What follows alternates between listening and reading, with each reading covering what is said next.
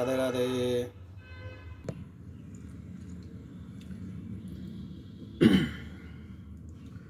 রাধে রাধে। আজকে ভাদ্র মাসের কৃষ্ণপক্ষে শ্রী অন্নদা একাদশী।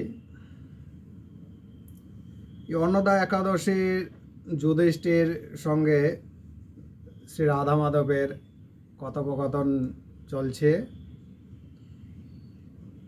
যে কিভাবে অন্নদা বা অজা একাদশীর আলোচনা হয়। একদিন যুধিষ্ঠির জিজ্ঞাসা করলেন, যুধিষ্ঠির কহিলেন, ওহে কাল শশী, কি নাম ধরায় ভাদ্র কৃষ্ণ একাদশী। ও তার মাহাত্ম কি বা বল, এখন তাহা শুনিবার মম আকাঙ্ক্ষিত মন। তদুত্তরে কৃষ্ণ কহে, শুনো হে রাজন, সবিস্তারে তাহা আমি করিব কীর্তন। যুধিষ্ঠির যখন জিজ্ঞাসা করলো যে ভাদ্রমাসে কৃষ্ণপক্ষে একাদশী কি নাম, কি মাহাত্ম্য তার, তখন শ্রীকৃষ্ণ এই উত্তরের কথা বললেন যে শোনো, তাহলে আমি সবিস্তারে এর কথোপকথন আলোচনা করি।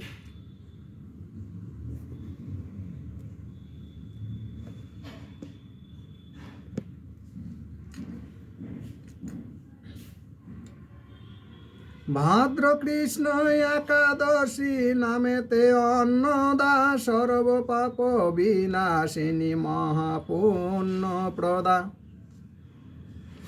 ভক্তি ভরে করি ঋষিকেশের অর্চন, বিধান করেন তিনি ব্রত পালন। বলছেন ভক্তি ভরে ঋষিকেশের যে পূজা অর্চনা করেন, বিধান মেনে যিনি এই ব্রত পালন করেন, অজন্ম পাতক রাশি তাতে হয় ক্ষয়, ইহাতে কখনো নাহি করিবে সংশয়। এ ব্রত প্রসঙ্গমে ক্রমে এক ইতিহাস, তোমার নিকটে আমি করিব প্রকাশ। বলছেন এই প্রসঙ্গে এক ইতিহাস আছে, সেই ইতিহাসের কথা আমি তোমার সামনে তুলে ধরব। পুরাকালে হরিশ্চন্দ্র নামে নরপতি, একনিষ্ঠা সত্য সন্ধ্যা রাজ চক্রবর্তী। পুরাতন কালে এক রাজা ছিলেন, তার নাম ছিল হরিশ্চন্দ্র।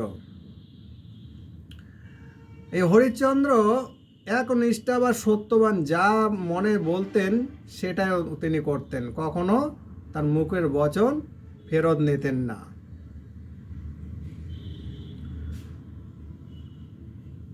প্রতিজ্ঞা পালনে তিনি হয় রাজভ্রষ্ট, পথে পথে ভ্রমণ পেলেন বহু কষ্ট।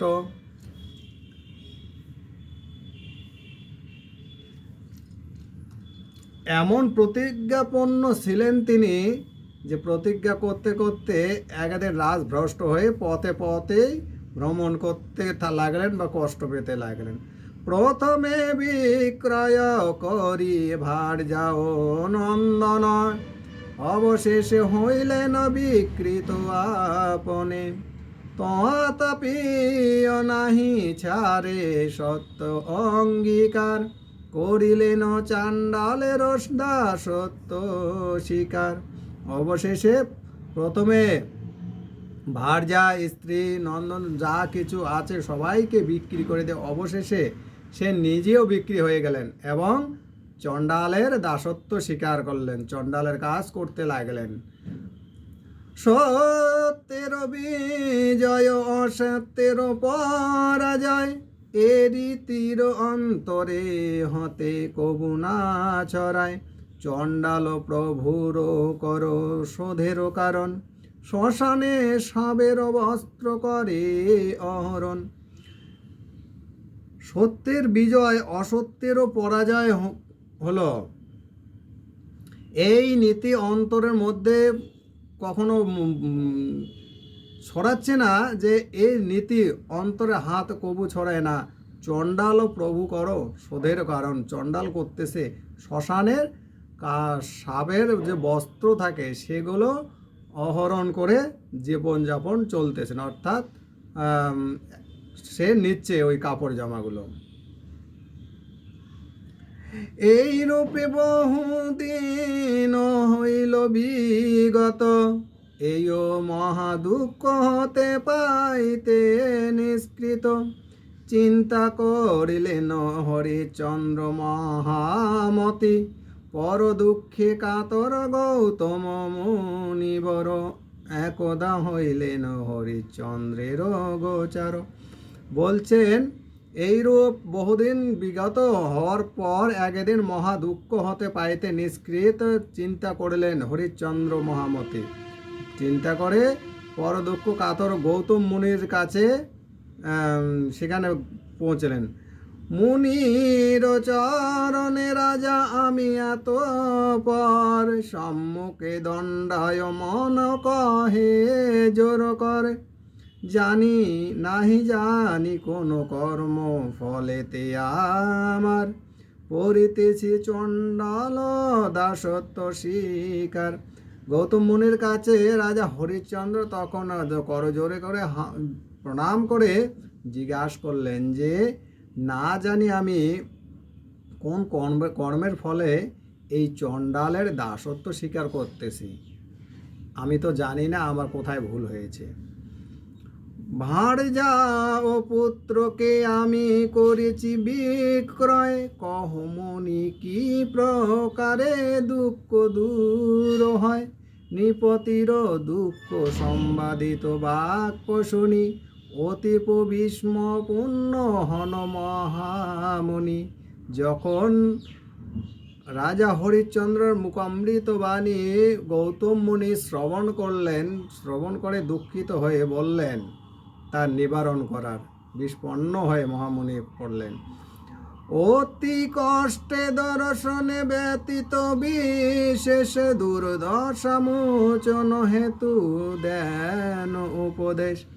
ভাদ্র কৃষ্ণ একাদশী অন্নদানামেতে, মহাপাপ বিনাশিনী বিখ্যাত জগতে। সেই ব্রত সমগত তব ভাগ্য বসে, পালন কর অনিদ্রায় উপবাসে। ইহাতে সকল পাপ হবে বিদরিত, মহামুনি গৌতমের উপদেশ মত। এই উপদেশ বললেন গৌতম মুনি। মহামুনির গৌতমের উপদেশ মত, বিধান পালেন রাজা অন্নদাব্রত। সে ব্রত প্রভাবে তার সর্ব পাপ ক্ষয়, সকল দুঃখের তাতে অবসান হয়। বিকৃত পত্নীর সনে হইল মিলন, সর্বাঘাতে মিত্রপুত্র লভিল জীবন। যখন সর্বাঘাতে তার পুত্র মৃত্যু হয়েছে, তার স্ত্রী সন্তানকে নিয়ে এসে শ্মশানে যখন দাহন করতে এসেছে, তখন তাদের দুইজনের মধ্যে মিলন হয়ে গেল, স্বামী স্ত্রী এবং সন্তানের জীবনদান ফিরে পেল। দুন্দবি বাজিল কত অমর নগরে, দেবগণ সেই স্থানে পুষ্প বৃষ্টি করে। আপনার হিত রাজ্য লবি পুনরায়, নিষ্কণ্টক রাজ্য ভোগ করেন সদায়। অবশেষে হরিশ্চন্দ্র লয়ে পরিজন, পুরবাসী সহ করে স্বর্গতে গমন। শ্রদ্ধা ভরে এ ব্রত করিলে পালন, অন্তিমেতে স্বর্গলোক করিবে গমন। অন্নদার ব্রত কথা পরম মঙ্গল, পাঠকি বা শ্রবণতে অশ্বমেধ ফল।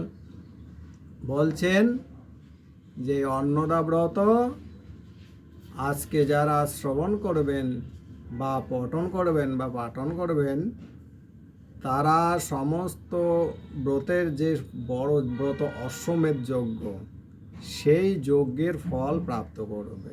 তো গৌর ভক্তবৃন্দ, সবাই মিলে আমরা চেষ্টা করব আমাদের আশেপাশে আত্মীয় কুটুম্ব যারা আছেন তারা সকলে মিলে যাতে এই ব্রত কথা শ্রবণ করতে পারেন বা আলোচনা করতে পারেন, সেটা আমরা ভেবে সবাই মিলে এই ভিডিওটি শেয়ার করব।